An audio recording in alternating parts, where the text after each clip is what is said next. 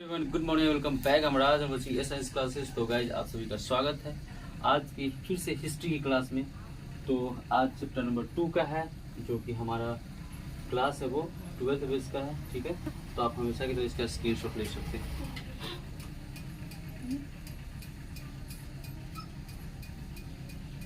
And I hope you may have taken a screenshot. चलिए, आप सब लोग रेडी हैं? Yes sir. ओके गाइस, तो आज का हमारा पहला जो क्वेश्चन है वो है इंडिका किसकी रचना थी। तो इंडिका किसकी रचना थी? मेगास्थनीज। मेगास्थनीज कौन था?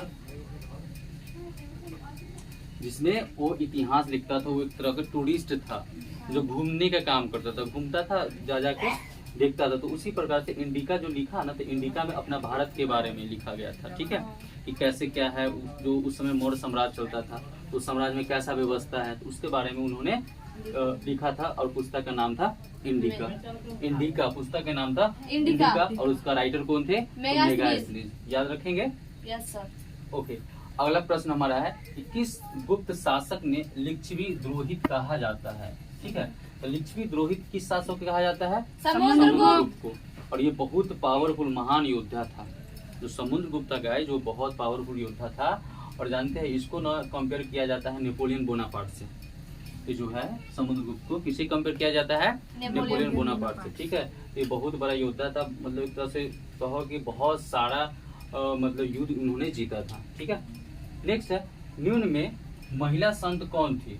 तो ऑप्शन आपका है मीरा, अंडाल, कराइकल और सभी। तो इनमें से हो जाएगा आपका सभी। ध्यान रखेंगे, जो महिला संत थी, मीरा भी थी, अंडाल भी थी और कराइकाल भी थी। ठीक है, चलिए अगला प्रश्न हमारा है कि धर्म की शुरुआत किसने किया था?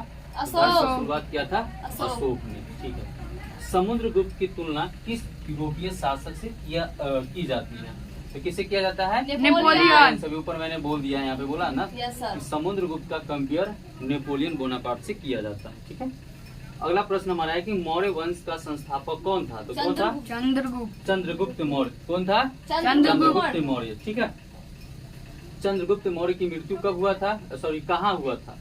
श्रवणबेलगोला में। कहाँ हुआ था? श्रवणबेलगोला में। फिर से बोलेंगे, श्रवणबेलगोला में। याद रखिए गाइस कि चंद्रगुप्त मौर्य की मृत्यु पूछा जाएगा आपसे कि कहाँ हुआ था? श्रवणबेलगोला। ठीक है, अगला प्रश्न हमारा है कि चंद्रगुप्त मौर्य किस धर्म को मानते थे? पर्सनली किस धर्म को मानते थे? तो जैन धर्म को मानते थे। ठीक है, अगला प्रश्न हमारा है कि मौर्य वंश का अंतिम राजा कौन था?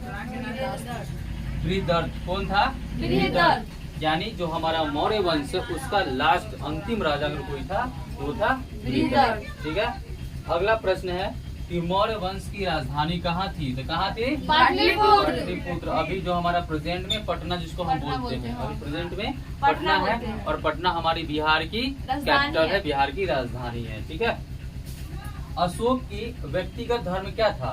बौद्ध धर्म। बौद्ध धर्म को मानते थे अशोक। और अशोक भी अपने आप में एक कहानी है। अशोक है ना, उन्होंने 99 भाई को हत्या किया, मतलब कर दिए थे, ऐसा इतिहास बताता है। लेकिन ये थोड़ा सा आश्चर्यजनक बात नहीं है, आश्चर्यजनक बात है कि बताइए कि 99 भाई को मारने के बाद वो राजा बने थे और खतरनाक राजा थे ये। उसके बाद जब युद्ध हुआ तो एक युद्ध ऐसा था जिसमें आपको हम बता दें, कलिंग का युद्ध था। शायद कलिंग का, शायद नहीं 100% कलिंग का युद्ध था, जिसमें लाखों सैनिकों लोग मारा गया, बंदी बनाया गया। और उसी समय पता नहीं उनको क्या हुआ, इतना बड़ा दृश्य देखकर, और उसमें उनका हृदय परिवर्तन हुआ और मतलब बौद्ध धर्म को मानने के बाद क्या हुआ, उन्होंने हथियार त्याग दिए। और उसी समय के बाद से ये वंश का धीरे धीरे विघटन खत्म होने के कगार पे आ गया। हमारा 12 नंबर क्वेश्चन है, एक तरह का टॉपिक कहिए इसको, कि मौर्य साम्राज्य के प्रांत और उनकी राजधानियां।